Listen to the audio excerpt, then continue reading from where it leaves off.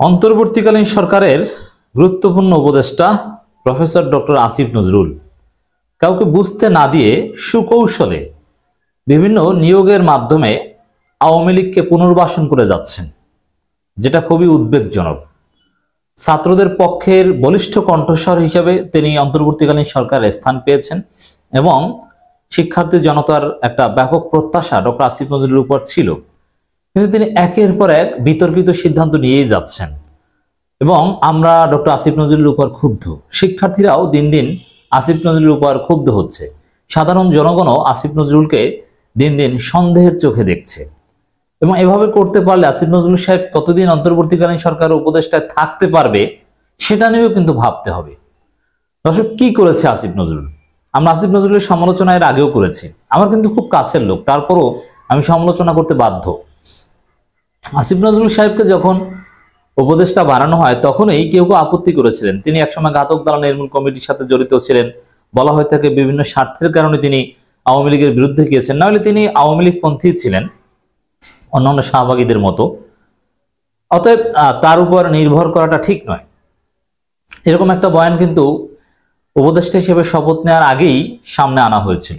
অনেকে বলেছিল, অনেক রাজনীতি বিশ্লেষক আপত্তি তুলেছিল, অনেকে আবার ক্ষুব্ধ হয়েছিল যে না, আসিফ নজরুলের মতো লোকের ব্যাপারে আপত্তি করছে।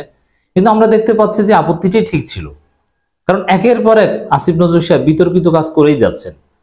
বরং তার মন্ত্রণালয়ে বিভিন্ন নিয়োগের মাধ্যমে আওয়ামী লীগকে যতটা পুনর্বাসন করা হচ্ছে, অন্য কোনো মন্ত্রণালয়ে এটা করা হচ্ছে না, অন্য কেউ এটা সাহস করেনি।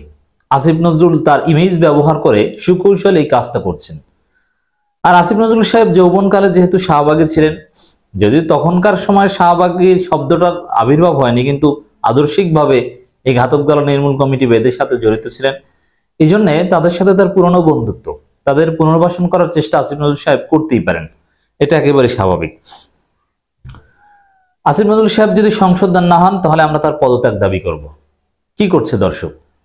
বিভিন্ন জায়গায় আইন মন্ত্রণালয়ের অধীনে যত নিয়োগ, বেশ কয়েক জায়গায় শেখ হাসিনার সাথে ছবি তুলতে চান্স পায় নাই, কিন্তু শেখ হাসিনা এবং শেখ মুজিবের ছবির পাশে দাঁড়িয়ে ছবি তুলে যারা ফেসবুকে আপলোড দিয়ে নিজেকে গর্বিত মনে করত, এই টাইপের লোককেও আসিফ নজরুল সাহেব নিয়োগ দেওয়া শুরু করেছিল। আবার একটা খবর দেখেন, নতুন নিয়োগ পাওয়া ডেপুটি অ্যাটর্নি জেনারেল ও অ্যাসিস্ট্যান্ট অ্যাটর্নি জেনারেলের মধ্যে আওয়ামী লীগ ও যুবলীগ থেকে 15 জন পাওয়া গিয়েছে। আপনি চিন্তা করতে পারেন, 15 জন আওয়ামী লীগ যুবলীগের লোকজন নিয়োগ দিবে। আসিফ নজরুল সাহেবের মূল হচ্ছে আসিফ নজরুল সাহেব, তার ক্লিয়ারেন্স না থাকলে এখানে কেউ নিয়োগ পেত না। কিভাবে এটা সম্ভব? অবিশ্বাস্য রকমের জালিয়াতি, পদত্যাগ করার মতো অপরাধ, ক্ষমার অযোগ্য অপরাধ। এই পতিত স্বৈরা শাসক শেখ হাসিনার লোক অ্যাটর্নি জেনারেল এবং ডেপুটি অ্যাটর্নি জেনারেল, সহকারী অ্যাটর্নি জেনারেল হিসেবে নিয়োগ পাবে, এটা অকল্পনীয়। অন্য কেউ আইন মন্ত্রণালয়ের দায়িত্ব থাকলে এই সাহসই করতো না, তাকে ঘাট ধরে উপদেষ্টা পদ থেকে সরিয়ে দিত একজনকে নিয়োগ দিলে। অথচ 15 জনকে নিয়োগ দেওয়া হয়েছে যাদের সুনির্দিষ্ট রাজনৈতিক সংশ্লিষ্টতা আছে আওয়ামী লীগ যুবলীগের সাথে, ছাত্রলীগের সাথে সাবেক। কত বড় স্পর্ধা! সুজিত চ্যাটার্জি বাপ্পি, সাইফুদ্দিন খালেদ, সুলতানা আক্তার রুবি, ফয়েজ আহমেদ, সৈয়দা সাজিয়া শারমিন, মোহাম্মদ জামারাত আলী, মোহাম্মদ আবুল হাসান, রোহানি সিদ্দিকা, আঞ্জুমান আরা লিমা, চৌধুরী শামসুল আরিফিন, আশিক রুবাইয়াত, কাজী তামান্না ফেরদৌস, শিউলি খানম, তশরিফা সুলতানা জলি এবং সুমাইয়া বিনতে আজিজ, এরা সবাই কোনো না কোনোভাবে সরাসরি আওয়ামী লীগের সাথে জড়িত, সরাসরি, নিরপেক্ষ নয়। একজন আইনজীবীর একটা পোস্ট আমি আপনাদেরকে একটু শোনাতে চাই, তাহলে বুঝবেন যে আসিফ নজরুল সাহেবরা কি করছেন পর্দার অন্তরালে, জনগণকে বুঝতে না দিয়ে।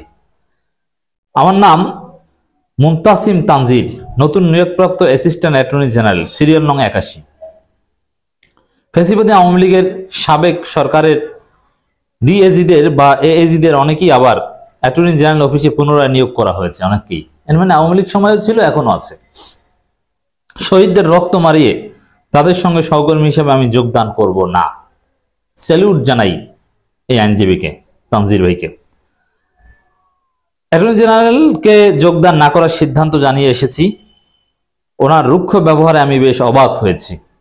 অ্যাটর্নি জেনারেল এবং আসিফ নজরুল, এই তাদের দুইটা কথা আমাদেরকে কিন্তু সন্দেহের মধ্যে ফেলে দিয়েছে যে আওয়ামী লীগকে নিষিদ্ধ করবে না। আওয়ামী লীগকে আদালত হুট করে নিষিদ্ধ করুক বিচারের আগে, এটাও আমরা চাই না, কিন্তু সরকারি প্রজ্ঞাপনের মাধ্যমে আওয়ামী লীগকে নিষিদ্ধ করা দরকার। এর পক্ষে হাজারো যুক্তি আছে। এই সরকার আওয়ামী লীগকে ফেসিবাদ বলে, স্বৈরাচার বলে, গণহত্যাকারী বলে, তাহলে সরকার কেন নিষিদ্ধ করবে না? আর আওয়ামী লীগ বারবার বিশৃঙ্খলা সৃষ্টি করছে। যাই হোক, এই যে অ্যাটর্নি জেনারেলের রুক্ষ ব্যবহার, সেটা আসিফ নজরুলের প্রভাবে কিনা, আর অ্যাটর্নি জেনারেলকে নিয়োগ দেওয়া হয়েছে তাও আসিফ নজরুলের ব্যক্তিগত পছন্দে। তবে নির্মম বাস্তবতা হচ্ছে অনেকেই এএজি ও ডিএজি হবার কারণে এই শুনিয়ে আর মুখ খুলতে সাহস পাবেন না তার পদ পদবি টেকানোর জন্য। কিন্তু সৎ সাহসী যারা, তারা মুখ খুলেছেন, কারণ এতে নিয়োগ বা পদোন্নতি পেতে সমস্যা হবে। এই যে আমরা যে কথাগুলো বলছি, বিভিন্ন উপদেষ্টাদের বিরুদ্ধে কথা বলছি, এতেও আমাদের অনেক ক্ষতি আছে, আমরা জানি। কারণ এই সরকারের অনেক উপদেষ্টার সাথে ব্যক্তিগতভাবে ঘনিষ্ঠ সম্পর্ক, বা বিভিন্নভাবে আমাদেরকে মূল্যায়ন করে। তো এই যে কথাগুলো বলছি, এতে আমাদেরকে একটু বাঁকা চোখে দেখবে। তারপরও বৃহত্তর স্বার্থে আমরা কথা বলে যাব। এছাড়া কিছু উচ্চপদস্থ নেতা ও এসব প্রতিবাদ দেখলে চরম অসন্তুষ্ট হবে এবং মাথা গরম করে বলে আখ্যায়িত করবে। ওনাদেরকেও খুশি রাখতে অনেকে ব্যস্ত। ব্যক্তির চাইতে দল বড়, তবে দলের চাইতেও যে দেশ বড়, এখন একটা বিস্তৃত উক্তি, এটা অনেকে ভুলে গিয়েছে। দেশ না থাকলে আপনি দল দিয়ে কি করবেন?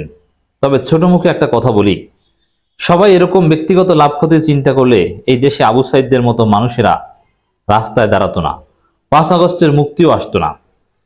কেউ কেউ এসব হুমকি বা নিজের ক্ষতির সম্ভাবনা সত্ত্বেও মাথা উঁচু করে কথা বলবেন এবং বলবেন, তাদের প্রতি আমার শ্রদ্ধায় ভালোবাসা রইল। সব বিষয় ক্যারিয়ারের লাভ, পদোন্নতি, মহচ্ছন্ন ভবিষ্যৎ বা মোটা টাকার অঙ্ক দিয়ে মাপা যায় না। আল্লাহ রুটি রুজি বা সম্মান তাকদীরে লিখে রাখলে এজি ডিএজি না হয়ে, দলের পদ পদবি না নিয়েও মাথা উঁচু করে বেঁচে থাকতে পারবো ইনশাল্লাহ। একযুগে সুপ্রিম কোর্টে আওয়ামী লীগ সরকারের অন্ধকার সময় ওকলাতি করার পর যেটুকু অভিজ্ঞতা ও বুদ্ধি বিবেচনা আছে, তাতে সব দেখে মেনে নেওয়া সম্ভব না। আমি নিতান্তই তুচ্ছ একজন আইনজীবী, এই লেখাও সম্ভবত খুব বেশি কেউ পড়বে না। আমরা চাই এই লেখাগুলো ছড়িয়ে পড়ুক। আমার এএজি পদে যোগদান না করার সামান্য প্রতিবাদে কারো হয়তো কিছুই আসবে না, তবে আমি অন্তত নিজের বিবেকের কাছে পরিষ্কার ও দায়মুক্ত থাকতে পারবো না। এই যে লেখা, এই লেখায় আসিফ নজরুলের গদি নড়ে উঠবে একদিন, যদি সংশোধন না হয় সময় থাকতে। প্রতিবাদ না হলে সমগ্র দেশে ফ্যাসিবাদীদের পুনঃপ্রতিষ্ঠা প্রক্রিয়া এভাবেই সবার চোখের সামনে চলতে থাকবে।